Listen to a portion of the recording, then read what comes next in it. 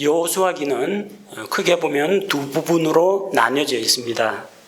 첫 번째 부분은 가나안 땅을 정복하는 이야기고, 두 번째 부분은 정복한 땅을 이스라엘의 12지파가 나누어 갖는 겁니다. 정복하기 전에 먼저 그들은 땅을 각 영역별로 나누어서 정복을 했습니다. 그래서 중부 팔레스틴 지방, 남방 동맹, 북방 동맹 나누고 각각 각계격파하고 정복했습니다. 이제는 땅 정복이 다 끝나고 나면 땅을 나눠야 되죠. 지도를 그려가지고 영토를 각 이스라엘의 12지파가 나누어 갖는 그런 일들을 했습니다. 자, 가나안 정복 전쟁은 다 끝나고 땅을 분배하는 시기가 왔습니다. 가나안 정복 전쟁은 몇 년 동안 이루어졌을까요? 우리가 연대를 한번 계산해 보도록 하겠습니다. 여호수아기 14장 7절 말씀을 살펴보겠습니다. 주의 종 모세가 가데스 바네아에서 나를 보내어 그 땅을 정탐하게 하였을 때에 내가 40세였고 내가 내 마음속에 있는 대로 그에게 말을 다시 전하였나이다. 이건 누구 이야기냐 하면은 갈렙 이야기입니다. 가데스 바네아에서 가나안 땅을 탐지하기 위해서 12명의 정탐꾼을 보냈죠. 그 가운데 10명의 정탐꾼은 하나님께 원망과 불평을 하고 불신의 보고를 했는데, 여호수아와 갈렙은 믿음의 보고를 하고 하나님의 약속의 말씀을 믿고 그 땅을 정복하자라고 했습니다. 그 갈렙이 가데스 바네아에서 정탐꾼으로 파송될 때 나이가 성경에 보니까 40세였다고 기록하고 있습니다. 자, 그러면은 그 가데스 바네아에서 출발해서 가나안 땅에 들어가기까지 시간이 얼마나 걸렸느냐? 신명기 2장 14절 말씀을 찾아보도록 하겠습니다. 신명기 2장 14절 말씀을 보면, 신명기 2장 14절에 이렇게 기록되어 있죠. 우리가 가데스 바네아에서 떠나 세렛 시내를 건널 때까지의 기간이 38년이었느니라. 아까 땅을 정탐하러 출발했던 그 땅이 가데스 바네아였습니다. 즉 그 가데스 바네아에서 하나님께서 그들로 하여금 광야 생활을 명하셨습니다. 그런데 이스라엘이 유월절 어린 양의 피로 이집트에서 나온 이후에 시내산에서 머물면서 율법을 받고 또 성막을 제작하고 그 이듬해에 성막을 세우게 됩니다. 1년 걸렸어요. 그 다음에 그 지역에서 가데스 바네아까지 가는 동안에도 또 일정 시간이 흐르게 됩니다. 전체 광야 생활 40년 가운데 가데스 바네아에서 출발해가지고 세렛 시내를 건너서 요르단강 동편까지 가는데 38년 걸렸다는 이야기입니다. 그 광야 생활이 38년입니까 40년입니까 이야기하는데 전체 40년이고요. 가데스 바네아에서부터 시작해가지고 세렛 시내 건널 때까지가 38년입니다. 아까 여호수아기 14장 7절에 보니까 그때 가데스 바네아에서 갈렙의 나이가 40세였다고 했죠. 40세였던 그 갈렙이 38년 동안에 이스라엘 백성과 함께 광야 생활을 합니다. 그 가운데 여호수아와 갈렙을 제외한 나머지 20세 이상이었던 그 사람들은 광야에서 다 죽고 이제 그들은 2세대, 당시 땅을 탐지할 당시 20세 미만이었던 그 제2세대하고 같이 있는 겁니다. 요르단 강가에 딱 서가지고 요르단 건널 때 갈렙의 나이가 몇 세냐? 40세 출발해가지고 지금 38년 지났어요. 78세입니다.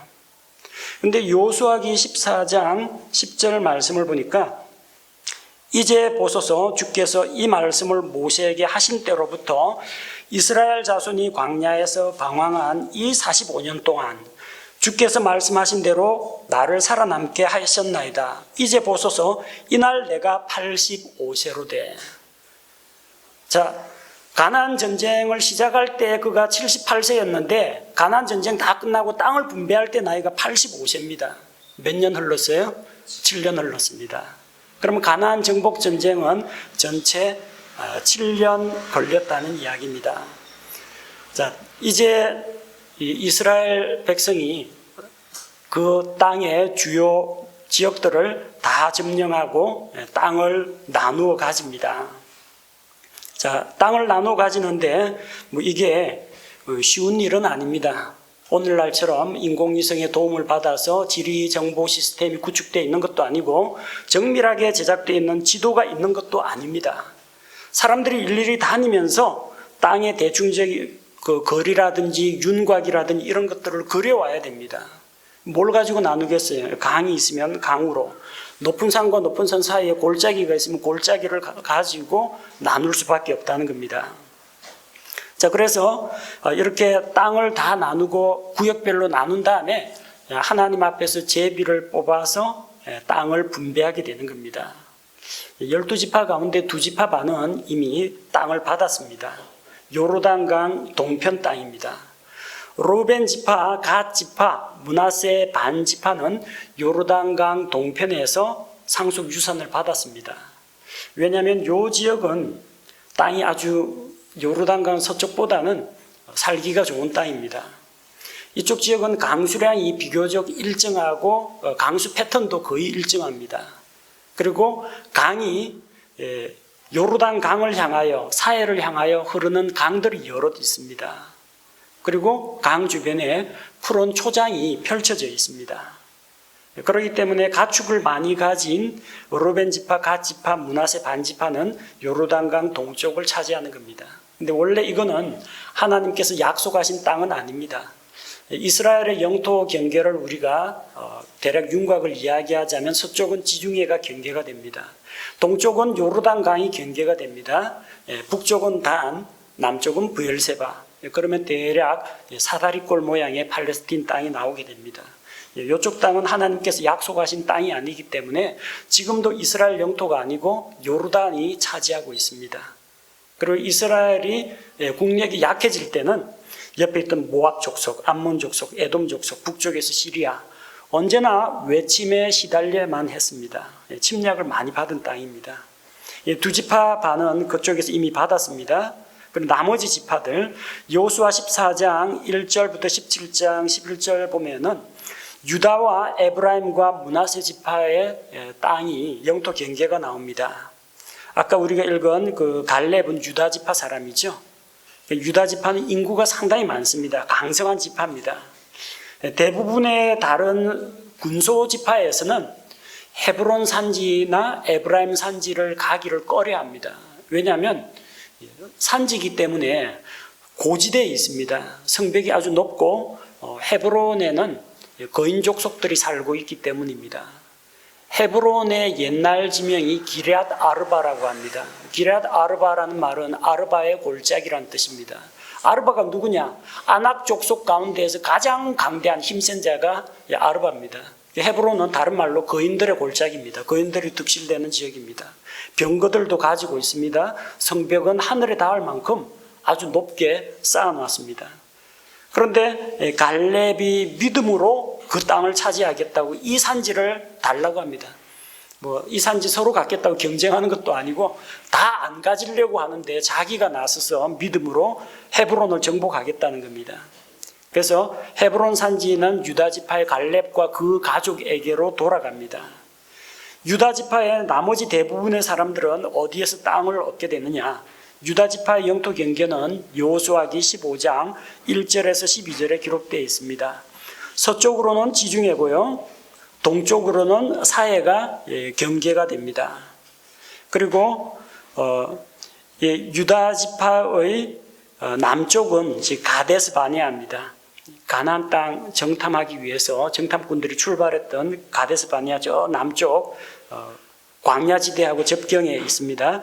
북쪽 경계는 유다 지파의 북쪽 경계를 찾으려면요, 사해 북쪽, 사해 호수 북쪽이 있죠. 그 북쪽에서 왼쪽으로 서쪽으로 지중해 방향으로 선을 쭉 수평선을 그으면 대략적인 유다 지파의 경계가 나옵니다. 자, 유다 지파의 영토 경계는 이러했고요. 에브라임 지파는 유다 지파의 북쪽 산지를 받았습니다.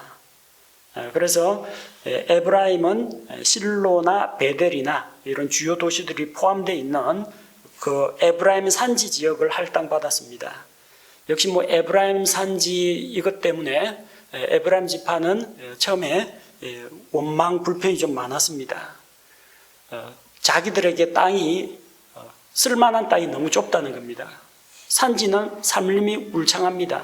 또 거인족들이 있고 철병거가 있기 때문에 정복하기 힘들다는 겁니다. 자, 이런 문제 때문에 원망과 불평을 쏟아내지만 여호수아가 그들에게 이야기합니다. 그 땅이 비록 거인족들이 있고 산림이 울창하더라도 그 나무를 베어내고 땅을 개척하라. 그리고 골짜기에 거하는 가나안 족속들에게 병거가 있다고 할지라도 너는 큰 백성이요 큰 권능이 있는 백성이기 때문에 능히 하나님의 도우심으로 그들을 물리쳐 이길 수가 있다고 확신을 주게 됩니다. 여호수아 17장 1절에서 11절을 보면 므낫세 반지파, 나머지 절반은 요르단강 동쪽에 가 있습니다. 므낫세 반지파는 에브라임의 북쪽, 그리고 북방 경계는 에스드랄론 골짜기에 닿아 있습니다. 에브라임에서 위쪽입니다. 에브라임과 므낫세는 둘 다 요셉의 아들들입니다. 므낫세가 장남이고 에브라임이 차남인데 하나님께서 에브라임이 더 창대하게 될 것이라고 항상 에브라임을 앞세워서 에브라임과 므낫세라고 부르셨습니다. 므낫세는 지파 규모가 좀 큽니다. 그래서 북쪽을 차지했는데 저 위쪽에 세겜이나 사마리아 그리고 군사 요충지인 무깃도 다낙 이런 지역이 포함되는 지역입니다. 꽤나 넓은 지역이죠. 그러나 역시 이제 에브라임 산지, 므낫세 산지, 산지를 끼고 있습니다. 서쪽 편으로는 조금 평야지대가 있습니다만 오른편으로 동편으로는 세펠라라는 구릉지대 위쪽으로 고원지대입니다. 그래서 적들이 그런 고지대에 정착하고 있으면은 내어 쫓기가 힘들다는 거죠. 그런데 이제 땅의 분배가 일시 중단됩니다. 여호수아 17장 12절에서 18장 19절 말씀을 보면은 여호수아 18장 1절에서 에브라임 지파의 땅 그 실로에 성막을 세우게 됩니다. 이전에는 광야 생활을 하는 동안에 성막은 계속해서 구름 기둥이 출발하면 어쨌든 다 접어가지고 출발을 해야 됩니다. 하지만 이제는 광야에서 방황하는 기간이 아니고 정착 생활을 하기 때문에 실로에 성막을 세웁니다. 에브라임 지파만 있어서는 안 되는 일이고 온 민족이 관심을 갖고 이 일에 동참을 해야 됩니다. 그런데 보면은 이 실로에 성막을 세우기 위해서 일시 땅의 분배가 중단되었는데 7지파가 땅을 분배받는 일에 소극적인 입장을 취하게 됩니다. 여호수아 18장 2절에 보니까 이스라엘 자손 가운데 아직도 7지파가 자기들의 상속 재산을 받지 못한 채 남아 있었다고 했습니다. 그러자 여호수아가 그들을 독촉합니다. 여호수아가 이스라엘 자손에게 이르되 너희가 어느 때까지 주 너희 조상들의 하나님께서 너희에게 주신 땅을 소유하러 가기를 늦추려느냐. 각 지파당 3사람씩 뽑아가지고 땅을 정탐하고 이 지도를 그려오라는 겁니다. 다시 제비 뽑기를 하겠다는 겁니다. 왜 이 사람들이 땅을 분배받다가 이렇게 위축되었느냐 하면 앞서 여호수아 17장에 나오는 것처럼 요셉 자손들이 에브라임과 므낫세 지파에서 우리가 땅을 받기는 받았는데 이 높은 산지라서 산림이 울창해서 쓸모없는 땅이다. 또 이 가나안 사람들은 철병거를 가지고 있어서 쫓아내기가 힘들다. 이런 이유로 불평을 했기 때문에 에브라임하고 므낫세 큰 지파에서 이런 불평을 했다면 좀 규모가 작은 지파들 단 지파라든지 시므온 지파라든지 이런 지파는 말할 것도 없죠.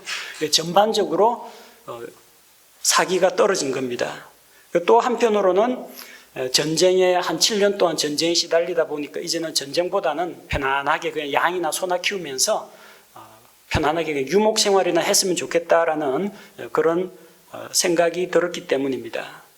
근데 그대로 둘 수는 없기 때문에 여호수아가 이런 지파들을 독촉해서 땅의 분배에 대해서 구체적인 그런 지침을 내립니다. 나머지 7지파가 땅을 분배하게 되는데요. 자, 베냐민 지파, 여호수아 18장 10절에서 28절. 베냐민 지파는 유다와 에브라임 지파 사이에 있는 좁은 땅을 얻습니다. 지도를 보시면은 에브라임하고 유다 사이에 끼어 있습니다. 그래서 여리고라든지 예루살렘이 그쪽 베냐민 지파의 땅입니다. 이 지역은 요르단에서 지중해로 넘어가는 그런 교통로가 되는 그런 지역입니다. 그 다음에 시므온이 있는데, 시므온은 여호수아 19장 1절에서 9절을 보면은 유다 지파의 땅 중에서 도시를 할당받습니다. 시므온 지파는 그렇게까지 크지는 않습니다. 근데 유다가 너무 많은 땅을 차지하고 있었기 때문에 그들 가운데에서 17개의 도시를 할당받습니다. 시므온 지파의 인구가 22,000명 정도로 그 숫자가 적었기 때문입니다. 지도상에 보면 시므온이 넓은 것처럼 보이지만 브엘세바를 중심으로 한 물과 풀이 자라는 이 지역을 제외하면은 남쪽은 사실상 농사 짓기에는 좀 부적합한 그런 땅입니다. 거의 광야지대하고 가깝기 때문입니다. 그리고 또 이렇게 된 이유가 있죠. 시므온과 레위는 야곱으로부터 책망을 들었습니다. 야곱의 딸 디나가 강간당했을 때, 세겜에서 강간당했을 때 그들이 꾀를 내어가지고 세겜 사람들로 하여금 할례를 받도록 하고 그 성읍의 남자들이 사흘 동안 고통 중에 일어나지를 못하고 있을 때 성을 급습해가지고 사람들을 죽이고 재물을 빼앗았습니다. 나중에 야곱이 이스라엘의 그 12아들들을 놓고 기도를 할 때 창세기 49장 7절을 보면은 시므온과 레위는 잔혹하게 살해하는 기계라고 했습니다. 살해 도구입니다.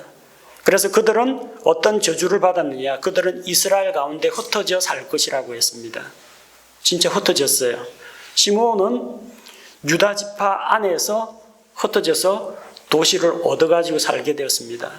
레위는 아예 레위 지파의 땅, 고정된 땅이 없고 이스라엘 전역에 흩어집니다. 왜냐하면 그들은 제사장 지파이기 때문에 한 곳에만 몰려 있으면 안 됩니다. 실로나 예루살렘에만 몰려 있으면 안 되고 이스라엘 지파 전역에 레위 사람들의 도시를 주고 그 도시에 거하면서 백성들에게 율법도 가르치고 또 성경 말씀을 가르치는 것과 함께 그들의 영적인 문제들에 대해서 상담을 해주고 그들의 신앙생활을 이끌어주는 그런 역할을 해야만 했습니다. 그들은 지파들 가운데 흩어져 살아야만 했습니다. 자, 또 스불론 지파와 이사갈 지파가 있죠. 스불론과 이사갈은 땅이 좁습니다.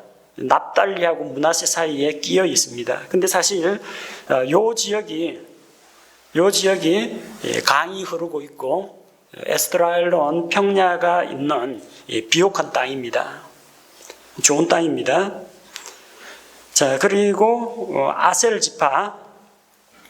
지파는 지중해를 끼고 있는 해안 쪽에 있습니다. 이스라엘의 거의 북쪽, 저 두로 시돈 쪽에 가까이 있습니다. 자, 아셀 지파는 이 아셀 평야를 차지하고 있기 때문에 땅이 녹색으로 표시되어 있죠. 거기에서는 곡식이 잘 자랍니다. 창세기 49장 20절에 야곱이 아셀 지파를 위해서 기도한 내용이 있죠. 아들 아셀을 위해서 기도한 거. 그 땅에서 나는 것은 기름진 빵, 풍부한 곡식이 자라는 지역입니다. 납달리 지파는 이제 아셀 지파의 동쪽에 있습니다. 아셀 지파에서는 동쪽, 그리고 훌레 연못과 갈릴리 호수의 서쪽, 왼쪽, 거기에 납달리 지파가 있습니다. 남쪽에는 스불론이 있고요. 그리고 이사갈과도 접해 있습니다. 스불론과 납달리, 이 지역이 갈릴리 지방입니다. 갈릴리 지방. 예수님께서 갈릴리 지방에 사역을 하셨죠. 그래서 납달리와 스불론, 어둠의 땅에 있던 이방의 갈릴리가 빛을 보게 되었다는 겁니다. 예수님이 오심으로 말미암아. 그 다음 단 지파는 남쪽에 단이 있고 북쪽에 단이 있습니다. 원래 단 지파는 에브라임의 남쪽, 블레셋의 북쪽에 있습니다. 끼어 있어요. 에브라임 지파가 또 원체 또 강성한 지파이기 때문에 위쪽으로 그 지게표를 차지할 수도 없고 아래쪽은 블레셋하고 맞대어 있기 때문에 종종 블레셋의 침략을 받습니다. 다한 지파 마노아에게서 삼손이라는 사사가 일어나서 블레셋을 치는 그런 이야기가 나오죠. 자꾸 이게 땅은 좁고 블레셋의 침략을 받다 보니까 비좁다고 그 땅 대신에 북쪽으로 올라가서 레셈을 점령합니다. 그래서 납달리와 동쪽에 있는 므낫세 그 사이에 보면 단이라는 도시가 있습니다. 북쪽으로 이사 갔습니다. 그래서 단에서 브엘세바라고 이야기할 땐 그 북쪽에 있는 단 지파를 이야기하는 겁니다. 그 다음 이제 요르단 동편에서 땅을 얻은 지파들이 있습니다. 그들이 루벤과 갓과 므낫세 반지파였는데 그들이 요르단 강변에 제단을 쌓았습니다. 자, 이스라엘 자손들은 이 소식을 듣고 크게 당황했습니다. 왜냐하면 여호수아 18장 1절에서 그들은 실로에 하나님의 성소를 만들었습니다. 근데 그들이 요르단강 옆에 단을 쌓았다고 하니까 이것이 실로에 있는 하나님의 제단을 대신할 그런 제단이다. 이게 자기들끼리 독자적으로 어떤 새로운 종교, 분파를 만들어낸 것이라고 생각하고 전쟁을 준비했습니다. 그래서 전쟁을 준비하러 가는데 일단 덮어놓고 싸우는 게 아니라 일단 자초지종을 들어봐야 합니다. 엘르아살의 아들 비느하스와 통치자들이 진상을 알아보기 위해서 가게 됩니다. 이야기를 해보니까 우리가 이 단을 쌓은 이유가 희생 헌물을 드리기 위한 것이 아니라는 겁니다. 단순히 이거는 모형으로 만든 겁니다. 기념하기 위한 모형으로. 강을 사이에 두고 오랫동안 이렇게 수십 년, 수백 년 지나다 보면요, 교류가 뜸해집니다. 그리고 그러다 보면 서로 남처럼 살아가게 됩니다. 나중에는 지금 이 세대는 같이 가나안 정복 전쟁에 동참한 같은 전우들이지만 그 자손들의 자손들까지 내려가면은 서로 교류가 없어지고 그러다 보면 후손들끼리 자기들이 주를 섬기는 백성이라는 것을 요르단강 동편에 있는 자손들이 잊어버릴 수가 있다는 겁니다. 또 요르단강 서편에서 실로의 성소에서 하나님을 믿고 있는 이 자손들이 너희는 우리하고 아무런 상관이 없다, 너희는 그 이방인이다 라고 배척을 할 수가 있다는 겁니다. 그래서 이 두 가지를 방지하기 위해서 우리 자손들이 하나님을 잊어버리지 않도록, 또 너희 자손들이 나중에 우리 자손들을 이스라엘 지파 가운데서 쫓아내거나 모른다고 하는 그런 일이 없도록 하기 위해서 모형으로 만들어 놓았다는 겁니다. 그들이 쌓은 단의 그 양식이 똑같기 때문에 두고두고 이게 증거가 된다는 겁니다. 사람은 오래 살지 못합니다. 80에서 100세 정도 살다가 죽게 되는데 이 살아있는 여호수아나 갈렙이나 또 백성의 장로들이 다 죽고 난 다음에는 점점 하나님에 대한 그런 좋은 기억들과 그분께서 행하신 그런 일들이 잊혀질 수가 있다는 겁니다.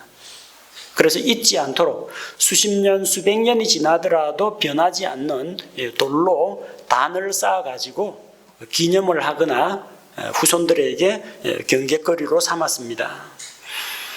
자, 가나안 땅에서 그들이 땅을 정복한 이후에 세운 주요 제도들에 대해서 살펴보겠습니다. 이 제도를 살펴보면 그들의 일상생활이라든지 신앙생활의 양상을 우리가 미루어 짐작할 수가 있습니다. 우선 이때 당시에는 하나님께서 통치하시는 어떤 국가라든지 왕이나 중앙 정부 조직이 없었습니다. 국가가 형성되는 것은 사울 때 사울을 왕으로 세움으로써 이스라엘 왕국이 형성됩니다. 이 당시에는 하나님께서 직접 통치하시는 신정 국가였습니다. 인간 왕이나 정부 조직은 없었습니다. 그리고 하나님으로부터 말씀을 받아가지고 백성들을 가르치고 재판하는 사람들이 있었습니다. 백성의 재판관들, 그리고 백성의 장로들이 결혼 문제라든지 가족 문제, 민사 분쟁, 범죄 수사, 재판 이런 것들을 담당하고 있었습니다. 나중에 이제 하나님께서 이 지도자 사사 시대를 거쳐서 왕조 시대로 넘어가면서 보다 더 정교한 행정 조직이 나타나게 됩니다. 그리고 신앙의 중심지는 아까 우리가 여호수아 18장 1절에서 살펴본 것처럼 실로에 있는 회중의 성막이었습니다. 예루살렘 성전이 건축되기 이전입니다. 예루살렘은 다윗 때 다윗이 점령하게 되었고 그 아들 솔로몬 때 예루살렘의 성전을 건축하는데 그 이전에는 실로에 성소가 있었습니다. 하나님의 언약궤가 거기에 보관되어 있었고 하나님께 희생 헌물을 드리거나 또 하나님의 뜻이 무엇인지 알아보기 위해 제비를 뽑거나 절기를 지키거나 다 실로에 나왔습니다. 그리고 이런 일들, 종교적인 활동들을 위해서 제사장과 레위 사람들을 세웠습니다. 제사장은 레위 지파 가운데 아론의 자손들만 할 수가 있습니다. 그리고 레위 사람들은 성막에서 섬기는 일을 맡았습니다. 성막의 기구들을 관리를 하고 짐승들의 가죽을 벗기고 각을 뜨고 이런 일들을 담당했는데 제사장과 레위 사람들이 너무 많기 때문에 한 지파죠. 그 성소에 다 들어가지를 못합니다. 그래서 24반차로 나누어서 일주일씩 교대에 근무하면서 섬기게 됩니다. 자세한 내용은 역대기상 24장 1절에서 31절에 기록되어 있습니다. 자, 아론의 뒤를 이어서 엘르아살이 대제사장직을 물려받습니다. 4명의 아들이 있었죠. 나답과 아비후는 이상한 불을 들이다가 죽었습니다. 누가 남았어요? 엘르아살과 이다말이 남았죠. 엘르아살에게 16명의 아들이 있고 이다말에게 8명의 아들이 있습니다. 그래서 전부 다 모이면은 24반차가 나옵니다. 차례대로 섬길 수 있는 그런 제사장이 16, 8 그렇게 해서 24제사장. 그래서 우리 요한계시록 말씀해 보니까 24장로가 나와서 하나님 앞에 경배를 드리죠. 그 24장로라는 게 장로교회 장로 24명을 말하는 게 아닙니다. 그 24장로가 우리를 제사장으로 삼으신 하나님께 감사와 영광을 돌린다고 했습니다. 믿고 구원받은 우리가 제사장이기 때문입니다. 24이라는 숫자가 어디서 나오느냐 하면 엘르아살 계열의 반차 16명, 이다말 계열 8명 다 모이면 24반차가 됩니다. 자, 그러면 이들이 1년에 2차례씩 차례가 돌아옵니다. 그 48번이죠. 1년은 약 52주 정도 됩니다. 나머지는 그럼 뭐냐? 나머지는 누가 하느냐? 나머지는 일주일씩 지내는 큰 절기들이 있습니다. 6월절 무교절 하면 일주일 보내야 됩니다. 장막절 하면 일주일간 모여야 됩니다. 오순절 하루 행사 가지고는 안 됩니다. 예루살렘에 온 전국 각지에서 세계 각지에서 온 유대인들 보십시오. 오순절 날이 이르기 전에 이미 와가지고 모여가지고 하나님 앞에서 예배드리면서 그 행사가 계속이 됩니다. 어떤 날은 딱 하루만 지키는 날도 있지만 이스라엘의 절기 가운데에는 일주일 단위로 절기를 지키는 게 보통 서너 번씩은 있습니다. 그때는 반차 무시하고 전원 다 동원돼야 됩니다. 하는 일들이 워낙 많기 때문에. 날마다 희생물 드리러 오는 게 아니라 모든 이스라엘 백성이 성소로 나와서 하나님께 모습을 나타내고 예배드려야 하는 그때가 있습니다. 그 다 합치면 52주가 전체가 커버가 된다는 겁니다. 그리고 레위 사람들은 성소를 중심으로 해서 섬기는 자들이 있는 반면 이스라엘 전역에 있는 48개의 도시에 흩어져서 생활을 했습니다. 각 도시에 있으면서 백성을 가르치고 또 하나님의 말씀을 바르게 분별해서 또 설명하고 이단 사상들이 들어오지 못하도록 미리 경계하고 이런 일들을 레위 사람들이 했습니다.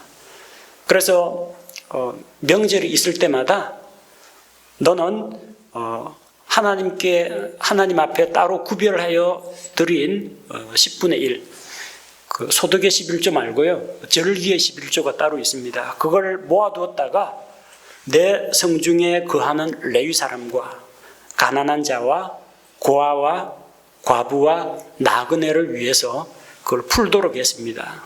레위 사람들은 따로 땅을 가지고 생업에 종사하지 않기 때문에 내 성중에 거하는 레위 사람을 대접하라는 이야기가 이스라엘 전역에 레위 사람들이 다 흩어져 살기 때문에 그렇습니다.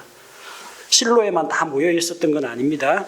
그리고 그 48개 도시 가운데에서 6개의 도시, 요르단강 서편에 3개의 도시, 요르단강 동편에 3개의 도시, 6개의 도피 도시를 지정해서 누구든지 실수로, 고의가 아닌데 잘못해가 실수로 사람을 죽인 자는 그 도피 도시로 도망을 가서 자기 생명을 건지도록 했습니다. 그리고 하나님께서 레위기에서 말씀하신 것과 같이 희생 헌물을 드리도록 했습니다. 5가지 헌물이 나오죠. 태워서 드리는 헌물, 번제, 날마다 드리는 피가 없는 밀가루로 만든 빵을 드리는 음식 헌물이 있고, 그 다음에 자기가 지은 죄에 대한 죄값으로 짐승의 피를 바치는 죄 헌물이 있고, 또 죄인 동시에 다른 사람에게 어떤 피해를 입혔을 때, 범법을 했을 때 피해와 함께 피해를 보상해주는 범법 헌물이 있었고, 또 하나님께 감사하거나 자원하는 마음이 있거나, 아니 특별한 일은 없지만 그냥 하나님과의 교제가 좋아서 하나님 앞에 나오는 사람들이 드리는 화평 헌물, 교제 헌물이 있었습니다. 주요 5가지 헌물이 있었고, 3가지 주요 절기는 반드시 지켜야 했습니다. 이스라엘 남자 가운데 이스라엘의 남자들은 1년에 3차례는 반드시 하나님 앞에 나와야 했습니다. 그 3가지 절기가 유월절, 무교절 포함했습니다. 정월 14일, 아비월, 니산월 14일, 유월절, 그 다음 날부터 무교절이 시작됩니다. 누룩 없는 빵을 먹는 절기가 7일 동안 계속이 됩니다. 이것은 하나님께서 이스라엘 백성을 이집트 땅에서 구출해내 주신 것을 기념하는 그런 절기입니다. 또 우리 신약 시대에는 예수 그리스도께서 유월절 어린 양으로 대신해서 죽으심을 예표하는 날이기도 합니다. 그 다음 그들이 나아와야 하는, 반드시 지켜야 하는 절기 7.7절입니다. 왜 7.7절이냐?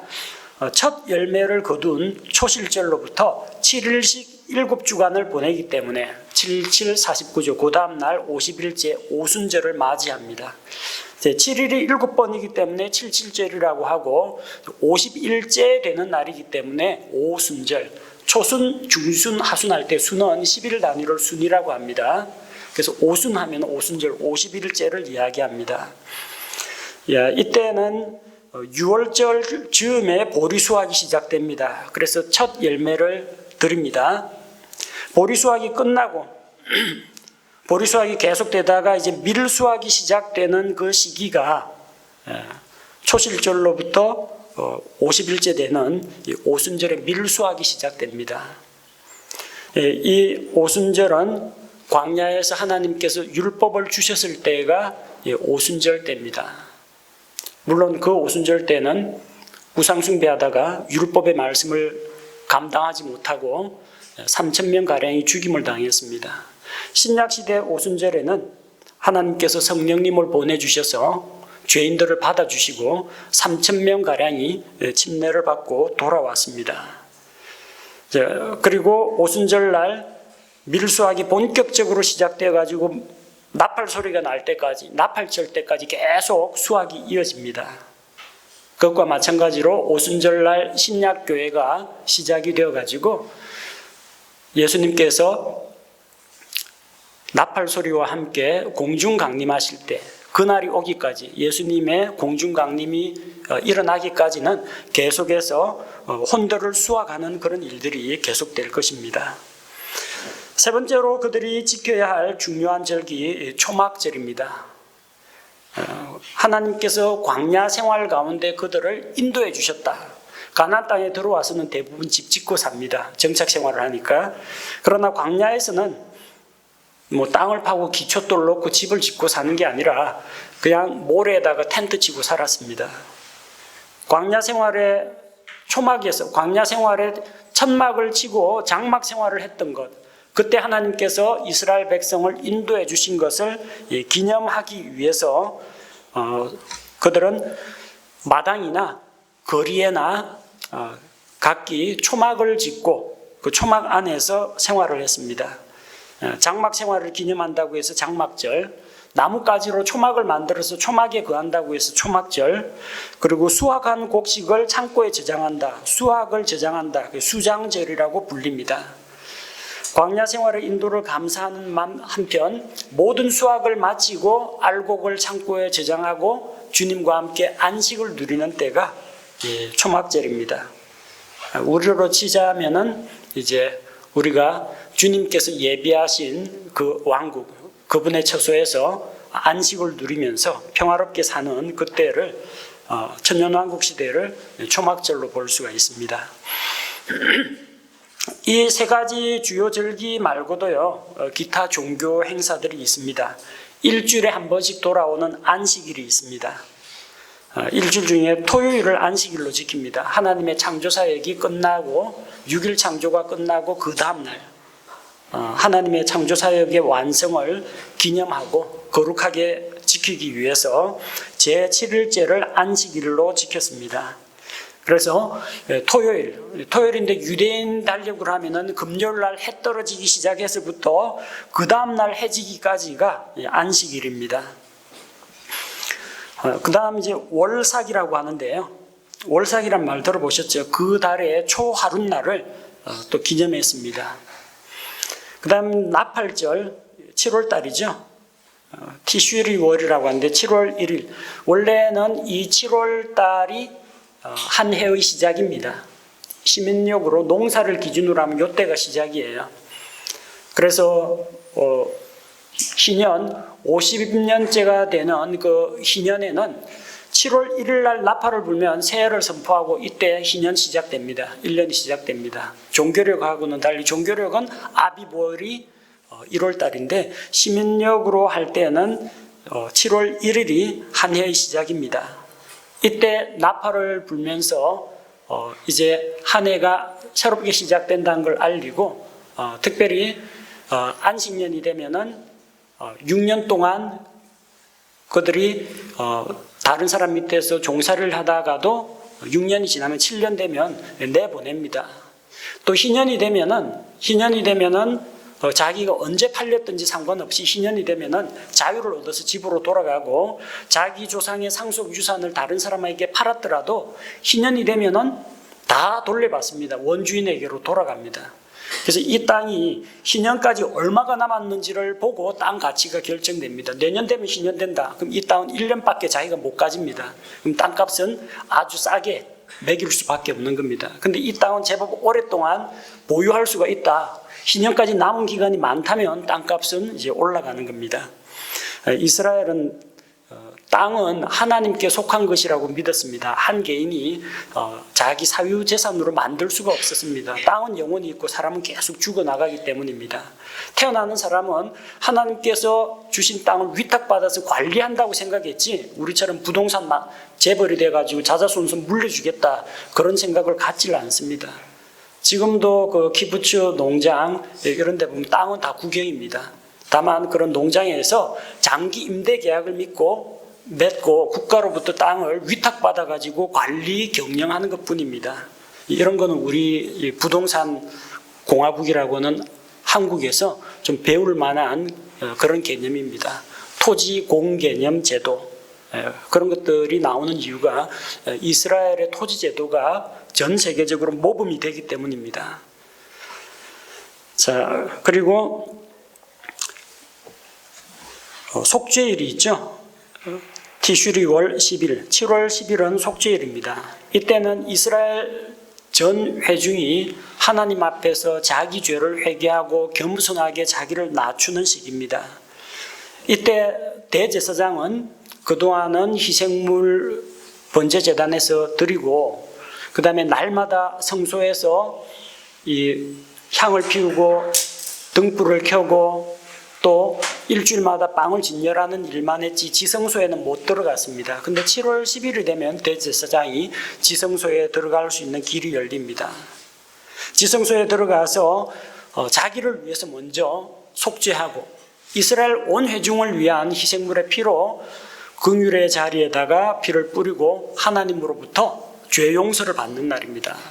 이때 드리는 희생물의 피로 말미암아 이스라엘 온 회중이 하나님 앞에서 죄 용서를 받습니다. 아마 나중에 환란기 마치고 이스라엘 민족이 환란기 끝날 무렵에 민족적으로 회개하고 돌아오는 날이 있을 겁니다. 그래서 민족적으로 그들이 메시아를 못 박아 죽인 그 죄에 대해서 회개하고 돌아오는 그런 날이 있고 그 다음에 장막절이 찾아오게 됩니다. 그리고 7년마다 한 번씩 돌아오는 안식년이 있습니다. 매 7년마다 땅을 쉬게 합니다. 그리고 거기에서 나는 것은 가난한 자들이 먹도록 합니다. 그리고 이 안식년이 되면은 이스라엘 사람끼리 진 빚은 다 채무가 면제가 됩니다. 그리고 희년이 있는데 안식년이 7번 지난 후 50년째 되는 해. 77, 49 그리고 50년째입니다. 그래서 이때가 되면 2년을 쉬게 됩니다. 왜냐하면 49년째는 7년 안식년, 7의 배수죠. 그러니까 49년째는 일반적으로 7년마다 한 번 돌아오는 그 안식년 때문에 쉬고 그 49년째 다음에 오는 50년은 희년이기 때문에 또 쉽니다. 2년 연속 쉽니다. 이 희년이 되면 종들은 다 해방되어 가지고 자기 집으로 돌아갑니다. 그리고 조상의 상속 유산으로 물려받은 땅을 자기가 가난해서 팔았다 하더라도 이때는 땅이 원주인에게로 돌아오도록 되어 있습니다. 자, 이 이스라엘 백성들의 풍습들 그리고 절기들 이런 것들은 성경의 문화와 풍습 그 강의를 다시 한번 공부해 보시기 바랍니다. 그리고 백성들에게 하나님의 말씀을 전하는 대언자들이 있었습니다. 약속의 땅 가나안에 들어간 이후 이제 각 지파별로 흩어져 살게 되죠. 광야에서처럼 모세가 이야기하면 아론이 백성들에게 전달하는 방식이 아니라 각 지파들을 돌아다니면서 하나님의 말씀을 선포하는 대언자들이 있었습니다. 대언자는 무엇을 하느냐? 기본적으로 설교를 합니다. 제사장과 레위인은 하나님의 뜻이 무엇인지 율법의 말씀을 이야기한다면 대언자들은 그 말씀대로 왜 너희가 살지 못하느냐고 죄에 대해서 책망하고 백성들을 바로잡아주고 하나님의 특별한 메시지를 전달합니다. 이 성경 기록이 완성된 이후에는 더 이상의 직접적인 하나님의 계시가 없지만 이때 당시에는 하나님께서 자기가 하고자 하는 말씀을 대언자들의 입에 넣어주셨습니다. 그러면은 하나님으로부터 받은 바 말씀을 대언자가 백성에게 전달했습니다. 개인적인 욕심이나 아니면 자기의 야망을 위해서 하나님의 그렇게 말하라고 시키지도 않았는데 헛된 말을 꺼내가지고 꾸미거나 하는 자는 징계를 받아서 죽임을 당했습니다. 대언자들은 부름을 받은 자입니다. 제사장 직무는 세습이 됩니다. 레위 지파에서 대대로 내려옵니다. 아버지가 대제사장이었는데 죽으면요 그 아들이 대제사장직을 물려받습니다. 제사장 집안에서 계속 제사장이 나오고 레위 지파가 계속해서 레위 지파 일을 물려받습니다.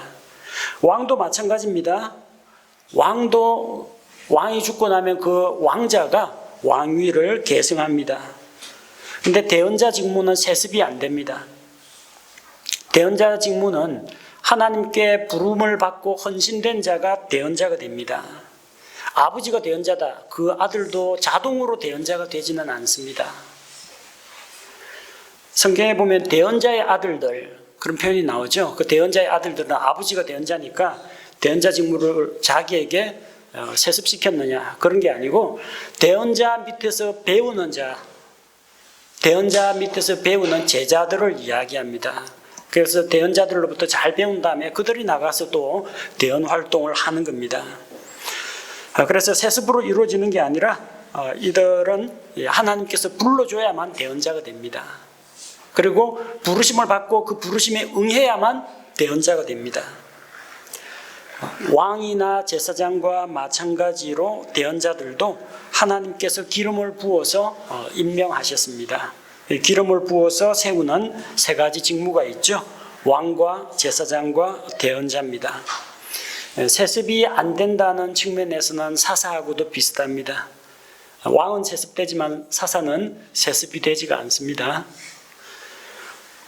대언자 역할은 이 당시에 아직까지 예루살렘을 중심으로 성전 예배가 정착되기 이전이었고 또 이스라엘 지파가 각 지파별로 흩어져 살게 되었고 그렇기 때문에 이스라엘 전역을 다니면서 말씀을 선포하는 대언자가 필요했습니다. 이 시대에는 하나님의 율법의 말씀을 선포하면서 그 말씀을 따라 살아갈 수 있도록 가르치는 일을 했고 왕조 시대에는 왕이 타락을 하거나 부패하거나 죄를 지을 때 왕의 최측근 참모로서 왕을 책망하는 일을 했습니다. 나단 대언자가 다윗을 책망한 것처럼 또 솔로몬이 왕위 계승 문제로 나단 대언자하고 상담을 했던 것처럼 대언자가 왕의 참모 역할을 했습니다.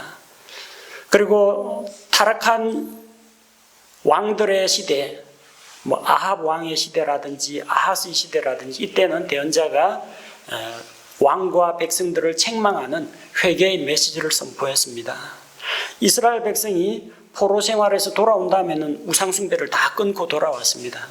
70년간 포로 생활을 겪은 이후에는 그 다음에는 이 대언자들이 사회 정의를 부르짖습니다. 고리 대금업자라든지 이방 여인과 결혼하는 그런 문제라든지 그들의 생활의 여러 측면들을 다뤄주고 그 다음에 메시아가 오실 것이다. 메시아가 오신다는 희망의 메시지를 선포했습니다. 자, 이 이스라엘의 대언자들의 그런 각 시대별 활동 상황도 다시 한번 복습해 보시기 바랍니다.